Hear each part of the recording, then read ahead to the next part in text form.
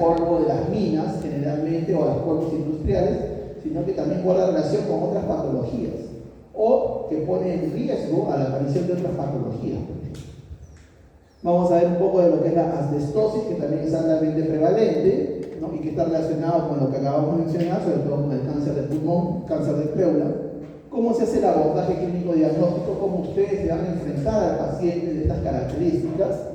¿No? Y finalmente, para que tengan conocimiento de cómo se hace una lectura sistematizada, una radiografía de tórax que se les pide a estos pacientes, ¿no? Porque existe toda una directiva, toda una organización de lo que es la lectura sistemática de la radiografía de tórax en pacientes que tengan enfermedades pulmonares de tipo ocupacional. Y por aquí, alguno de ustedes se va a dedicar a eso, porque siempre hay en alguna promoción de medicina alguien que se dedique a la medicina ocupacional. ¿Ok? Entonces, haciendo una pequeña introducción de lo que es enfermedad respiratoria ocupacional, son aquellas afecciones pulmonares causadas por exposición a agentes nocivos, ¿no?, en el lugar del trabajo, como puede ser el polvo, los gases o los vapores.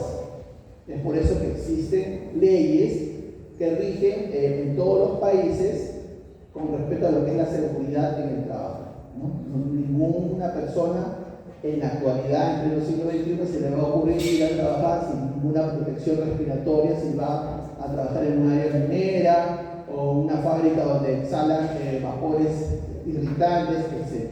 ¿De acuerdo? Antiguamente sí, ¿no? Desde la época, por ejemplo, del incanato, cuando a los esclavos, los españoles los llevaban a las minas, ¿no? Los hacían trabajar horas de horas sin alimentarse, solamente chachando coca, y tanta inhalación de polvo que hacían estos esclavos, ¿no?, que eran los indios sometidos, morían de silicosis o de tuberculosis, ¿no? Y eso está descrito a lo largo de la historia. En otros países, por ejemplo, como en Reino Unido, donde había explotación infantil en el siglo XX, o finales del siglo XX, en el siglo XIX, perdón, había niños que trabajaban en minas de carbón también, ¿no? Y estos niños morían muy jóvenes producto de esa gran exposición al polvo orgánico del carbón, por ejemplo, ¿no? Y así, en otro tipo de países, en el África, todo lo que estaba relacionado con la minería, la gente moría muy joven por esa gran exposición. Y no solamente exposición a polvo de mina, también podría haber exposición a otro tipo de agentes ambientales o de la agricultura, por ejemplo, ¿no? Hay un científico muy conocido, que era Bernardo Ramazzini, que hacía una descripción, por ejemplo, del pulmón del granjero, ¿no?, que era una patología que se presentaba en aquellas pacientes que trabajaban en el campo y recolectaban la paja, ¿no?, del campo, y eso levantaba partículas, polvo, ¿no?, de las semillas que eran inhalados y que provocaban fibrosis pulmonar, ¿no?, o provocaban irritación de la mucosa de los ojos, de la nariz, de los bronquios, etc. Entonces ustedes pueden ya imaginarse que cada exposición ocupacional puede incrementar el riesgo de tener algún tipo de enfermedad respiratoria. Entonces eso es importante en el trabajo, ¿no?, porque tiene gran impacto en la salud de todos los trabajadores. Es más, ustedes deben saber desde ya que existe una ley que los trabajadores que tienen este tipo de riesgo, el empleador está obligado a que estos trabajadores pasen un examen anual para evaluar su estado de salud. ¿Ok? Existen leyes también que están bien clasificadas con respecto al grado de exposición, ¿no?, de las concentraciones de determinado agente, mineral, químico, etcétera. Tienen valores, concentraciones que están establecidas, y que si la persona que se expone a eso sobrepasa esas concentraciones, debe ser beneficiado con una subvención, sea por dinero, ¿no? Entonces, ahora existe mucha gente que trabaja acá en el Perú, sobre todo en el área minera, que pide esa subvención, ¿no?, producto del daño que les han creado sus pulmones, y no solamente sus pulmones, también puede ser en sus oídos, o que usan grandes maquinarias que provocan grandes ruidos, sobre todo los que hacen perforaciones en los famosos socavones, y rompen las piedras para obtener mineral. Muchas veces no usan la protección adecuada y se dañan los oídos. Entonces, ejemplos comunes, hemos dicho la silicosis, ¿no?, o la neumoconiosis, ¿no? O la neumoconiosis por exposición a polvo de carbón. Y también el asma de tipo ocupacional. Miren qué interesante, ustedes que han llevado ya la clase de asma van a darse cuenta que existe un asma de tipo ocupacional. Es aquella asma que se manifiesta solamente cuando estás en tu ambiente de trabajo, ¿sí? Llegas a tu casa y ya no tienes asma, pero vas al trabajo y te da asma, ¿entiendes? Por la exposición a los agentes que pueden existir diversos tipos de agentes, ¿no? Hay que indagar muy bien de qué se trata, a qué está expuesto el paciente. Y la prevención y control, que es crucial para, obviamente, reducir la exposición y sobre todo proteger la salud de los trabajadores. Entonces miren ustedes, ¿no? Por ejemplo, esto que ustedes conocen muy bien, que son los techos de Ternit, por ejemplo, están hechos de sílice. ¿Ok? De ese mineral, del sílice. Y eso daña los pulmones. Miren cómo puede provocar un gran daño pulmonar, ¿no? Una fibrosis pulmonar importante. Es por eso que es importante que el trabajador que trabaja en este tipo de área tenga una protección respiratoria adecuada, ¿no? Ustedes han visto estas mascarillas, ¿no? Que a veces en la época del COVID a veces se la ponía, ¿no? Entonces ese es el tipo de respirador que se encarga de tamizar, ¿no? O sea, no permitir el paso de las partículas nocivas. ¿Ok? Miren acá, miren cómo este pobre hombre, ¿no? Está expuesto al sílice, ¿no? A estas piedras de caliza, ¿no? A estos ladrillos de granito, ¿no? Y mira con qué se protege, solamente con una mascarita de tela. Eso realmente no debe de suceder, ¿no? Ni siquiera tiene protectores para los ojos, miren cómo están sus ojos, miren cómo está su cabello lleno de ese polvo, ¿no? Entonces, esta gente que tiene ese tipo de exposición masiva, ya sea por una falta de conciencia, ¿no? De lo que es esta enfermedad, o porque sencillamente su empleador no le proporciona un equipo de respiración adecuada, se expone de esa manera, ¿no? Miren acá también, ¿no? Está produciendo estos ladrillos de granito, y aquí también está, por ejemplo, está puliendo un piso, ¿no? Entonces, miren el grado de exposición que puedes tener. Entonces, vemos acá en este estudio bastante interesante, publicado en una revista española, es un estudio peruano sobre los últimos 10 años de lo que son enfermedades ocupacionales.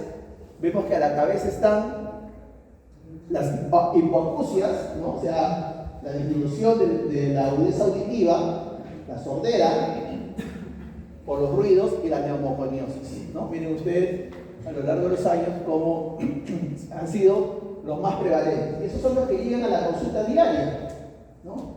El minero sordo, ¿no? Y con lesión en los pulmones. ¿Ok? Eso existe hasta ahora. Aunque parezca mentira, parezca irrisorio, porque estamos en el 2024, existe. Nosotros lo vemos, ¿no? Y existe. El minero sordo, 40 años tiene, está sordo, ya no escucha nada. Y encima tiene lesiones en los pulmones producto de la inhalación del polvo. Existen otro tipo de enfermedades, ¿ya?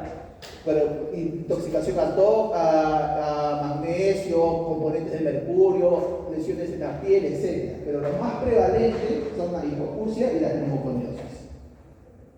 Entonces, vamos, sí. Sí, ¿qué pasó? Perdón, que me pasé lo único. Ay, ya. Sí. Ay. Vamos a ver la definición de neumoconiosis. La neumoconiosis en realidad es un término, no es una enfermedad, es un término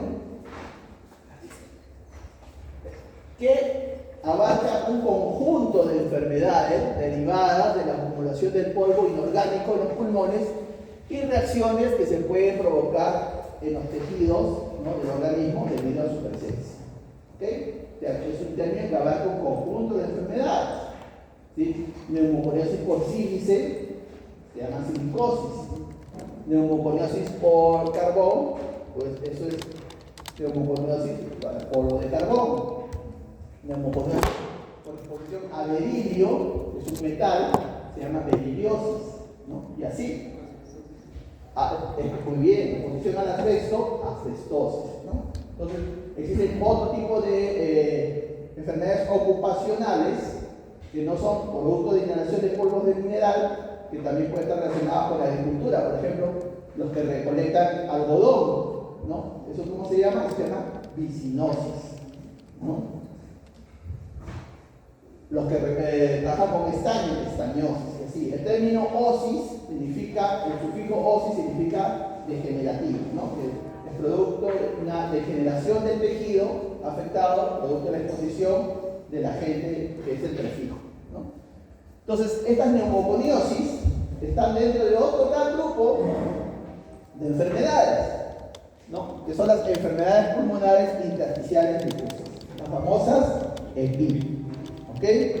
Estas EPIC pueden ser de causa desconocida, como son las neumonías intersticiales idiopáticas, la fibrosis pulmonar idiopática, por ejemplo, ¿no? O asociadas a enfermedades no bien definidas o llamadas enfermedades autoinmunes, ¿no? Las enfermedades de colágeno, como puede ser el úlcero eritematoso sistémico, la artritis reumatoidea, la esclerosis sistémica, esclerodermia, etc. Y las que están asociadas al cáncer causal, que es la neumoconiosis. ¿Ok? Entonces, esos son los tres grandes grupos que van a ir después abriéndose conforme ustedes van a ir aprendiendo.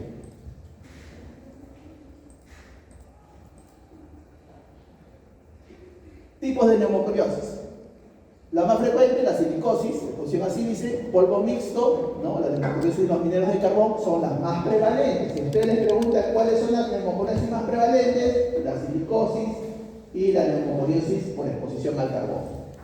Exposición a hierro, siderosis, estaño, estañosis, ¿no?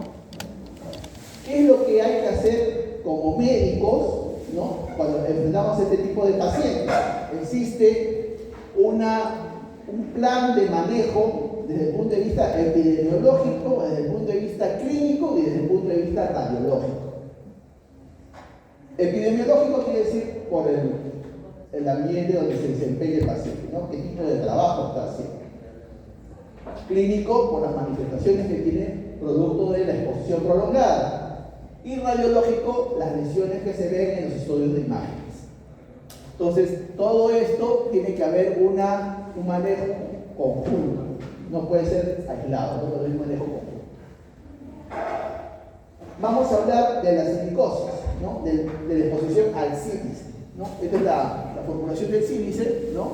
Es un mineral muy abundante en la corteza terrestre, uno de los que más abunda en la corteza terrestre, ¿no? Hay formas amorfas y formas cristalinas.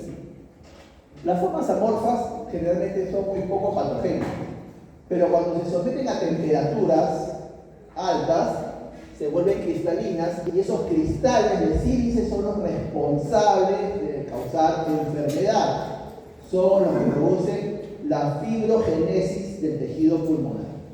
¿Okay? Los cristales de sílice. Dentro de ellos se encuentra el cuarzo, ¿no? El cuarzo que es el más conocido, ¿no? Y aquí lo tenemos en su forma cristalina, ¿no? Y en la forma amorfa puede haber aerosoles de estas formas amorfas. Y los silicatos, que son componentes a base de sílice, que tienen dentro de ellos al asbesto, ¿no? El asbesto tiene otros componentes como puede ser el crisotilo, la crocidolita, que son los más conocidos, ¿no? Que esos son ya fibras, ¿no? Son más grandes, son fibras que también se van a ir depositando a lo largo de los años por el tiempo de exposición. El talco también, antiguamente el talco, ustedes lo conocen, y ahora ya muy poco se usa, por ejemplo, usaban mucho antes en los bebés, ¿no? Les colocaban talco en los pañales de tela, algo que se usaba mucho durante el siglo XX, por ejemplo, ¿no? Esos talcos tenían asbesto, y ese asbesto es cancerígeno, ¿ok? Entonces, el cuarzo es la forma más abundante, ¿no? Del sílice, ¿no? Y está en la piedra caliza, ¿no? De la piedra caliza, ¿qué se obtiene? Se obtiene el mármol, ¿no? Esas lápidas que existen, ¿no? En los cementerios son de mármol antiguo, ¿no? Eso es sílice, por ejemplo, ¿no? El granito, cuando dicen, quiero mi cocina bien bonita de granito, eso es sílice, ¿ok? Eso es sílice.